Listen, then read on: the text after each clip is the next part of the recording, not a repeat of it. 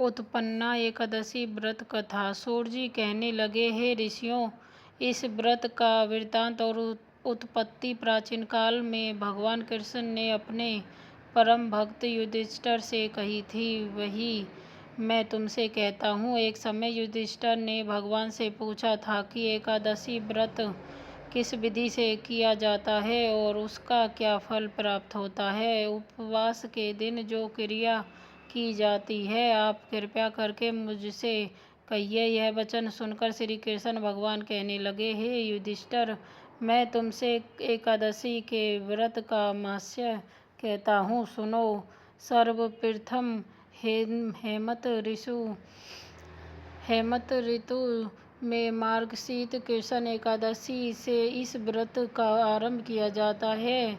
एक दशमी को सायंकाल भोजन के बाद अच्छी प्रकार से दातुन किया जाए। रात्रि को भोजन कदापि न करें, न अधिक बोले। एकादशी के दिन प्रातः 4 बजे उठकर सबसे पहले व्रत का संकल्प करें।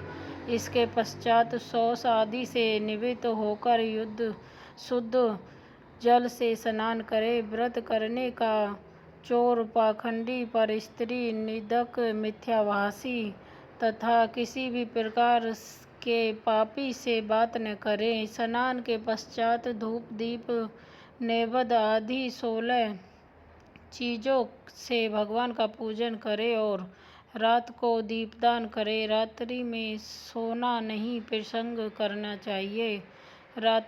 सारी रात्रि भजन कीर्तन आदि करना चाहिए। जो कुछ पहले जाने अनजाने में पाप हो गए हों, उसकी क्षमा मांगनी चाहिए। धर्मात्मा पुरुषों को कृष्ण और शुक्ल पक्षियों की एकादशियों को सम्मान समझना चाहिए। जो मनुष्य ऊपर लिखी विधि के अनुसार एकादशी का व्रत करते हैं, उन्हें शंखो तीर्थ के स्नान करके भगवान के दर्शन करने से जो फल प्राप्त होता है, वह एकादशी व्रत के 16वें भाग के भी समान नहीं है। व्यतिपात के दिन दान देने का लाख गुना फल होता है, संक्रांति से 4 लाख गुना तथा सूर्य चंद्र ग्रहण के स्नान आदि से जो पुण्य प्राप्त होता है, वह वही पुण्य एकादशी के व्रत से करने से मिलता है। अश्वमेध यज्ञ करने से जो 100 गुना तथा 1 लाख तपस्वियों को 60 वर्ष तक भोजन कराने से 10 गुना, 10 ब्राह्मणों अथवा 100 ब्रह्मचारियों को भोजन कराने से 1000 गुना पुण्य भूमिदान करने से होता है, उससे 1000 गुना पुण्य कन्यादान से प्राप्त होता है। इससे भी 10 गुना पुण्य विद्यादान करने से होता है। विद्यादान से 10 गुना पुण्य भूखे को भोजन कराने से होता है। अन्नदान के समान इस संसार में कोई ऐसा कार्य नहीं जिससे देवता और पितृ दोनों तृप्त होते हों, परंतु एकादशी के व्रत का पुण्य सबसे अधिक होता है। हजारों यज्ञों में भी अधिक इसका फल होता है। इस व्रत का प्रभाव देवताओं को भी दुर्बल है।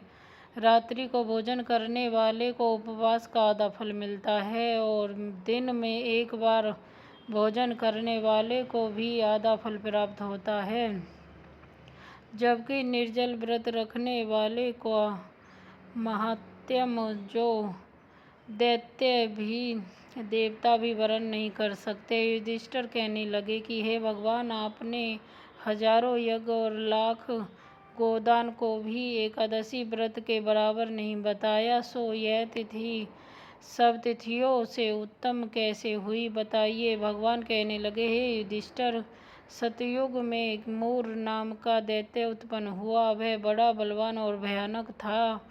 उस प्रचंड दैत्य ने इंद्र आदि, वसु, वायु, अग्नि आदि सभी देवताओं को पराजित करके भाग लिया।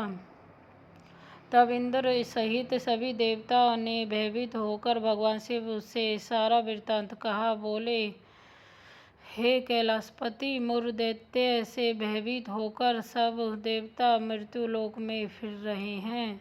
तब भगवान शिव ने कहा, हे देवताओं, तीनों लोकों के स्वामी भगवान, भक्तों के दुख का नाश करने वाले भगवान विष्णु की शरण जाओ, वे ही तुम्हारे दुखों को दूर कर सकते हैं। शिवजी के ऐसे वचन सुनकर सभी देवता क्षीर सागर में पहुँचे। वहाँ भगवान को स्वयं करते देख हाथ जोड़कर उनकी स्तुति करने लगे। हे देवताओं द्वारा स्तुति करने योग्य प्रभु, आपको बारंबार नमस्कार है। देवताओं की रक्षा करने वाले मधुसूदन, आपको नमस्कार है।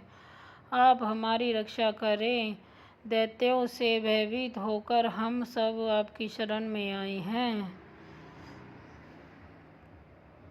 इतना कहकर सभी भगवान विष्णु से प्रार्थना करने लगे। उसके बाद भगवान विष्णु ने सभी की प्रार्थना सुनी। आप इस संसार के कर्ता, माता पिता, उत्पत्ति और पालन करता हो, संहार करने वाले हो, सबको शांति प्रदान करने वाले हो। आकाश और पाताल भी आप ही हैं। सबके पितामह ब्रह्मा, सूर्य, चंद्र, अग्नि, सामग्री, होम, आहुति, मंत्र, तंत्र, जप, यम, यजमान, यज्ञ, कर्म करता, भगता भी आप ही हो।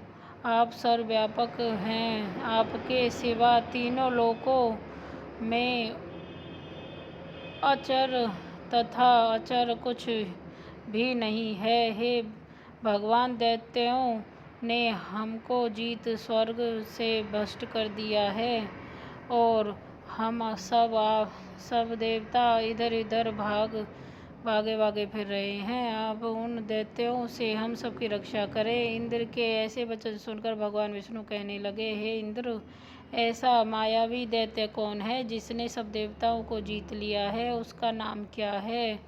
उसमें कितना बल है और किसके आश्रय है तथा उसका स्थान क्या है? यह सब मुझसे कहो। भगवान के ऐसे वचन सुनकर इंद्र बोले, भगवान, प्राचीन समय में एक नाड़ीयज्ञ नामक राक्षस था। उसके महापराक्रमी और लोक विख्यात मुर नाम का एक पुत्र हुआ। उसकी चंद्रावती नाम की नगरी है। उसी ने सब देवताओं को स्वर्ग से निकालकर वहां अपना अधिकार जमा लिया है। उसने इंद्र, अग्नि, वरुण, यम, वायु, इस चंद्रमा, नेत्रयज्ञ आदि सबके स्थान पर अधिकार कर लिया है। सूर्य बनकर वही प्रकाश करता है, स्वयं ही मेघ बन बैठा है और सबसे अजय है। हे असुर निकंदन, उस दुष्ट को मारकर देवताओं की रक्षा करिए। जय एकादशी की।